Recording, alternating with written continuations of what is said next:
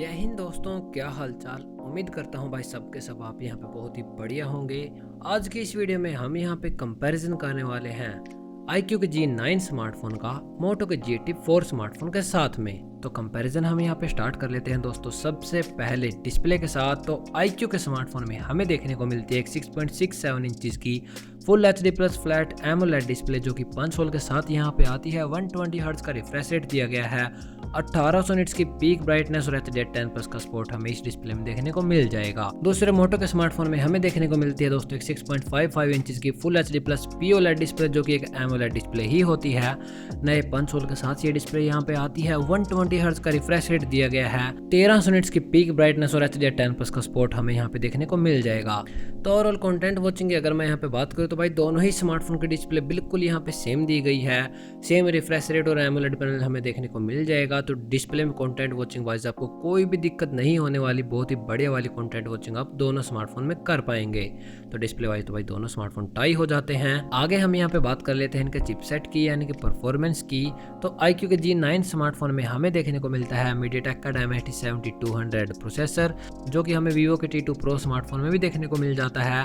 4 nanometre के ऊपर ये बेस्ड है और इसका एंटूटू स्कोर निकल के आता है करीब 7,20,000 के आसपास। दूसरी ओर मोटो के स्मार्टफोन में हमें देखने को मिलता है भाई स्नैपड्रैगन का 695 प्रोसेसर जो कि 6 नैनोमीटर के ऊपर बेस्ड है और इसका एंटूटू स्कोर निकल के आता है लगभग 3,95,000 के आसपास। इस प्रोसेसर के साथ दोस्तों हम यहाँ पे medium to high ultra settings तक गेमिंग कर सकते हैं।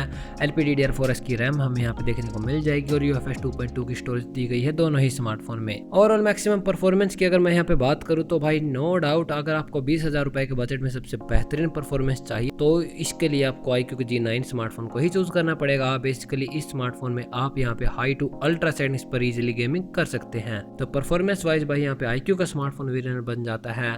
और अब हम यहाँ पे बात कर लेते हैं इनके कैमरा सेटअप की। तो iQOO के स्मार्टफोन में दोस्तों हमें बहुत ही बेकार सा कैमरा सेटअप दिया गया है। यहाँ पे सिर्फ ड्यूल कैमरा सेटअप नाम का ड्यूल दोस्तों, वो भी 50 मेगापिक्सल का प्राइमरी कैमरा दिया है। अच्छी वाली फोटोज आप उस कैमरे से क्लिक कर पाएंगे। पर दूसरा कैमरा दोस्तों हमें यहाँ पे सिर्फ 2 मेगापिक्सल का डेप्थ कैमरा दिया है जो कि हमारे बिल्कुल भी काम नहीं आएगा। दूसरे मोटो के G84 स्मार्टफोन में हमें यहाँ पे ड्यूल कैमरा सेटअप देखने को मिलेगा।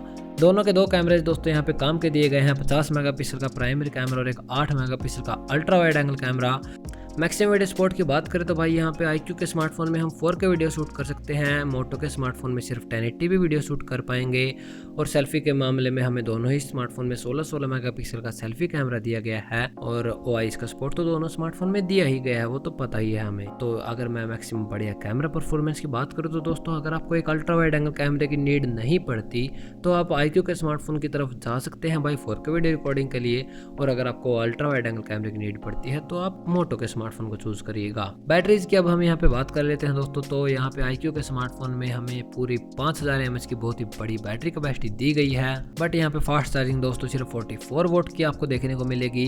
दूसरे भाई मोटो के स्मार्टफोन में हमें एक 5000 mAh की बैटरी कैपेसिटी दी गई है दोस्तों। बट हमें यहाँ पे एक 30 वोल्ट की फास्ट चार्जिंग मिल जाएगी और डब्बे के अंदर तो चार्जर 30 वोल्ट का ही मिलेगा दोस्तों। सैमसंग की तरह तो नहीं है कि चार्जर ही निकाल लिया भाई डब्बे से। तो भाई यहाँ पे बैटरी कैपेसिटी तो सेम दी गई है। अराउंड 1 दिन तक का बैटरी बैकअप आपको मिल जाएगा।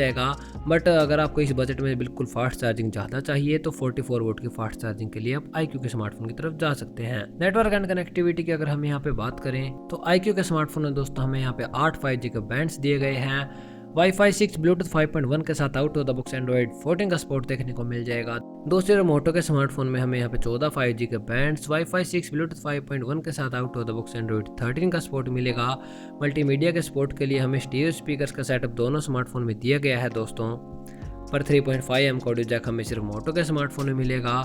सिक्योरिटी के लिए हमें इन डिस्प्ले फिंगरप्रिंट स्कैनर देखने को मिल जाएगा। और इनके प्राइसिंग को जानने से पहले हम यहाँ पे जान लेते हैं इन दोनों स्मार्टफोन के ओवरऑल डिफरेंसेस को। तो भाई हमें यहाँ पे iQOO के स्मार्टफोन में बहुत ही बेहतरीन परफॉर्मेंस देखने को मिल जाएगी।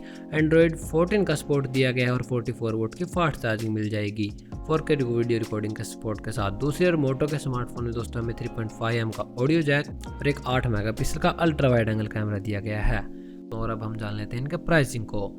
तो iQOO के G9 स्मार्टफोन का बेस वेरिएंट यहाँ पे 8GB की रैम और 128GB स्टोरेज के साथ आपको मिल जाएगा पूरे 20,000 रुपए का। दूसरे मोटो के स्मार्टफोन का बेस वेरिएंट यहाँ पे 12GB की रैम और 256GB स्टोरेज के साथ आपको मिल जाएगा पूरे 18 से 19,000 रुपए तक।